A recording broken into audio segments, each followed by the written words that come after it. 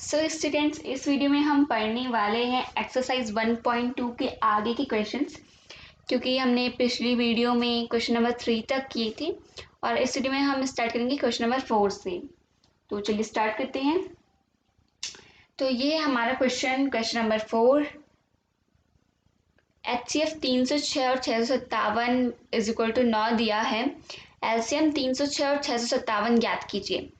यानी कि हमें दो संख्याएं दी गई है 306 और 657। इनका जो HCF है वो हमें दिया गया है 9 और हमें इनका LCM निकालना है। तो चलिए इसे सॉल्व करते हैं।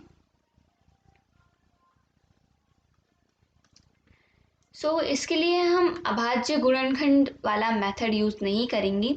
हम इसमें यूज़ करेंगे दो संख्याओं का गुणनफल is equal to HCF into LCM, ये वाला हम यूज़ करेंगे। इसके बारे में हमने पिछली वीडियो में डिस्कशन किया था। तो पहले मैं फॉर्मूले को लिख देती हूँ। तो देखिए, ये हमारा फॉर्मूला दो संख्याओं का गुणनफल is equal to HCF into LCM। बहुत ही इंपॉर्टेंट फॉर्मूला है ये हमें याद होना चाहिए।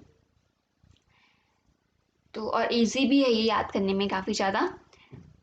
तो अब हम सॉल्व करके देखते हैं इस फॉर्मूले से। इस फॉर्मूले के अकॉर्डिंग हमें नंबर्स को रखेंगे। अब दो संख्याओं का गुणनफल, दो संख्याएं कौन कौन सी, 306 और 657, यानी कि इनका गुणनफल इज इक्वल टू HCF। इन संख्याओं का जो HCF है वो हमें क्या दिया गया है, 9 दिया गया है। लेकिन LCM हमें नहीं दिया गया, तो LCM की जगह हम LCM ही ले लेंगे। अब देखिए, अब हम 9 का पक्षांतर कर देंगे यहाँ, यानी यहाँ अगर ये मल्टीप्लाई में है तो यहाँ ये डिवाइड में आ जाएगा।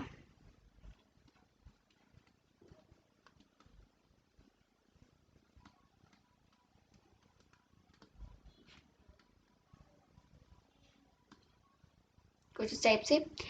अब 9 से मैं 306 को काट दूंगी। इससे जो हमारा जो सॉल्यूशन है वो थोड़ा इजी हो जाएगा।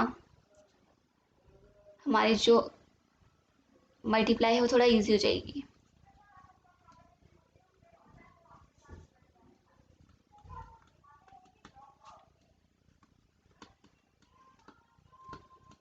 तो मैंने 9 से 306 को काट दिया, तो यहाँ पे बचा हमारे पास 34 और 34 गुणा 657, तो हमारा LCM आ जाएगा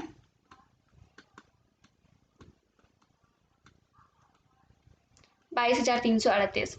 इतना हमारा आंसर आ रहा है। आप इसे मल्टीप्लाई करके चेक कर सकते हो।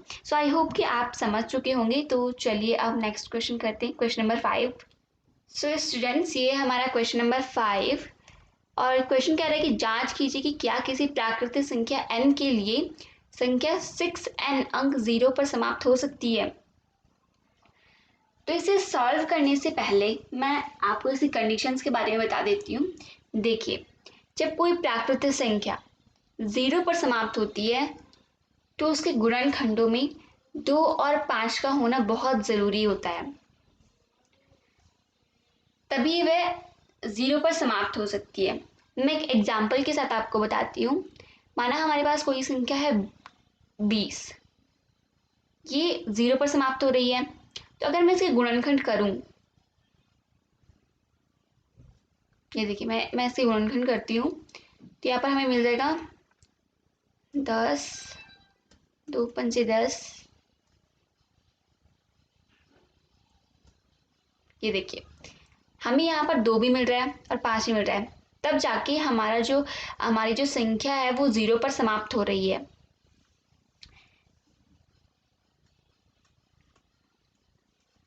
ये इसकी कंडीशन होती है। और देखिए, इसमें कम से कम 1 या 2 बार, मतलब कम से कम 1 बार 2 और कम से कम 1 बार 5 तो ज़रूर ही आना चाहिए, तब जाके संख्या 0 पर समाप्त हो सकती है, अन्यथा वो नहीं होगी। अब किसी संख्या में कितनी बार भी 2 और 5 हो सकता है, उससे कोई मतलब नहीं पड़ता है, लेकिन कम से कम 1 या 2 बार, कम से कम 1 बार 2 और 1 बार 5 होना ज़रूरी है, तब जाके वो संख्या 0 पर समाप्त होगी। तो इसी गुणनखंड करके हमें पता चल गया कि ये 0 पर समाप्त हो रही है, क्योंकि इसमें 2 और 5 है। लेकिन एक और एग्जाम्पल लेते हैं। माना हमारे पास कोई संख्या है 24, 24 हमारे पास कोई संख्या है, तो अगर हम इसके गुणनखंड करें तो क्या चाहिए, 2 12 24, 2 6 12, 2 3 6, 3 का 3। तो अब आप देख सकते हो इसमें 2 तो आ रहा है लेकिन 5 नहीं है, तो ये दोनों ही ज़रूरी है, तब जाके संख्या 0 पर समाप्त होगी। इसमें 5 की जगह 3 है, तो इसका मतलब इसमें 5 की कमी है क्योंकि, तो ये 0 पर समाप्त नहीं होगी और हो भी नहीं रही है। इसी टाइप से हम इसे भी सॉल्व करेंगे। 6n अंक 0 पर समाप्त हो सकती है, किसी प्राकृतिक संख्या n के लिए संख्या 6n अंक 0 पर समाप्त हो सकती है। तो इसके लिए सीधा सा मेथड है कि हमें इसके गुणनखंड करने होंगे ताकि हमें पता चले कि ये 0 पर समाप्त हो रही है या नहीं। इसे गुणनखंड करेंगे,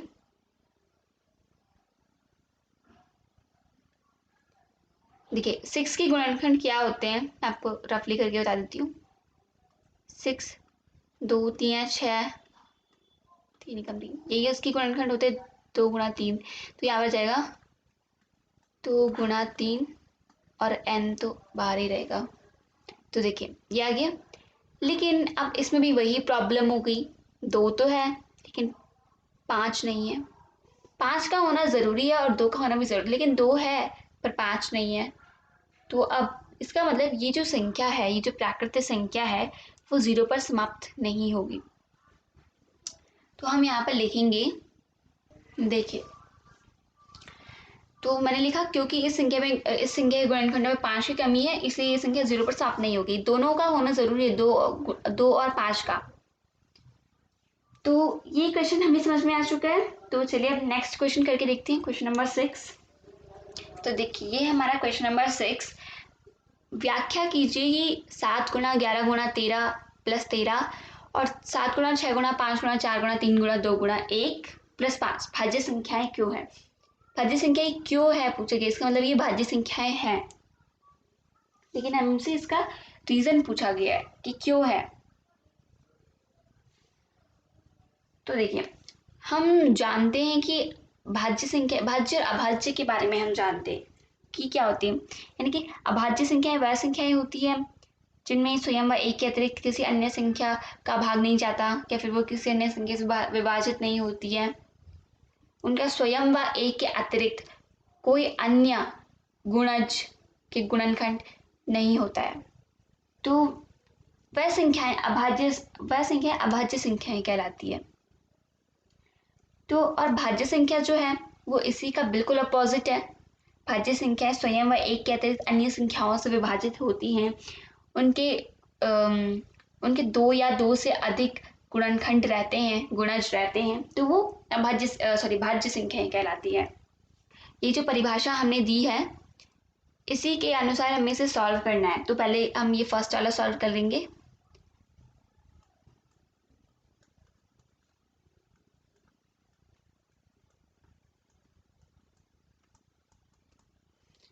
अब एक और चीज़ है कि अब हमने इसमें बोल तो दिया कि इसके गुणनखंड मतलब भाज्य संख्याओं के 2 या 2 से अधिक गुणनखंड होते हैं, गुणज होती है। तो अब हम इसके अलग से गुणनखंड करेंगे तो काफ़ी टाइम लग जाएगा, मतलब पहले हम इसे सॉल्व करेंगे, इसका आंसर निकालेंगे, देन हम इसका गुणनखंड करेंगे तो टाइम लग जाएगा। इसलिए सिंपली जो हमें इसमें कॉमन लग रहा है वो हम इसमें कॉमन ले लेंगे, यानी कि सेम थिंग है, कौन से 13 इसमें सेम है और यहाँ पर भी 13 है। तो देखिए यहाँ पर कॉमन क्या है, कॉमन है 13, तो हम 13 को बाहर ले लेंगे, कॉमन ले लेंगे, और अंदर बच जाएगा हमारे पास में 7 गुणा 11 गुणा 13 की जगह 1 प्लस 1 यहाँ भी। तो हम अंदर का सॉल्व करेंगे पहले, तो यहाँ बचेगा 7 गुणा 11 गुणा 1 77 प्लस 1 यानी कि 13 गुणा 78, ये हमारे पास बच गया। अब हमने भाज्य संख्याओं की जो डेफिनेशन दी थी, क्या ये उसके अनुसार है? बिल्कुल है। क्यों है?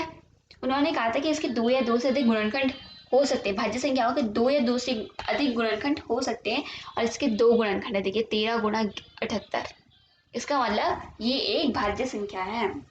तो हम क्या लिख सकते हैं, तो मैंने यहाँ पर लिख दिया कि चूंकि संख्या के स्वयंवर एक के अतिरिक्त अन्य गुणनखंड है अतः यह एक भाज्य संख्या, यही हमारी डेफिनेशन भी थी। तो कहीं कहीं पर हमें हो सकता है दिया हो भाज्य संख्या की जगह संयुक्त संख्या भी कहीं कहीं पर दिया जाता है, तो इसमें आप कंफ्यूज मत होइएगा, भाज्य संख्या और संयुक्त संख्या एक ही चीज़ है। तो चलिए पहला वाला हमने सॉल्व कर दिया, अब दूसरा वाला सॉल्व करके देखते हैं। तो देखिए दूसरा क्वेश्चन था हमारे पास में 7 गुणा 6 गुणा 5 गुणा 3 गुणा 2 गुणा 1 प्लस 5 भाज्य संख्या क्यों है, ये भाज्य संख्या क्यों है। तो वही हम करेंगे जैसे हमने पहले वाले में किया, हम पहले से सॉल्व कर लेंगे और इसमें से भी हमें कुछ कॉमन मिल रहा है, 5 यहाँ पर हमें कॉमन मिल रहा है, ये प्लस में भी है और यहाँ मल्टीप्लाई में भी, तो ये हमें कॉमन मिल रहा है। तो 5 को हम बाहर ले लेंगे कॉमन एंड अंदर हम लिख देंगे 7 गुणा 6 गुणा 1, 5 की जगह 1 गुणा 3 गुणा 2 गुणा 1 और प्लस 1। अब हम इसे सॉल्व करते हैं अंदर वाले को। तो इसे सॉल्व करके हमारे पास में आ रहा है 1008 प्लस 1, इनकी मल्टीप्लाई करके आ रहा है 1008।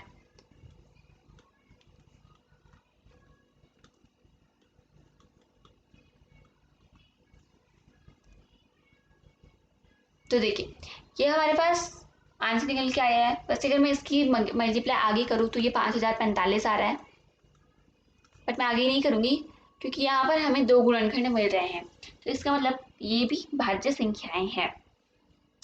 तो हमारा क्योंकि जो हमें जांच करना था इसमें कि ये भाज्य संख्याएं क्यों, तो हमारे प्रूफ हो चुका है कि ये दोनों की दोनों भाज्य संख्याएं हैं क्योंकि 2 गुणनखंड है इस संख्या के। तो इस संख्या के 2 गुणनखंड है, इसका मतलब ये संख्या जो है तो वो भाज्य संख्या है। ओके, तो ये क्वेश्चन भी हमारा सॉल्व हो चुका है। तो इस वीडियो में इतना ही, मिलेंगे नेक्स्ट वीडियो में। तो हमारा जो इसमें लास्ट क्वेश्चन है वो है क्वेश्चन नंबर 7, तो उसमें मैं नेक्स्ट वीडियो में हम पढ़ने वाले हैं। तब तक के लिए आप इनकी प्रैक्टिस कीजिए। So keep practising, keep growing. Thank you.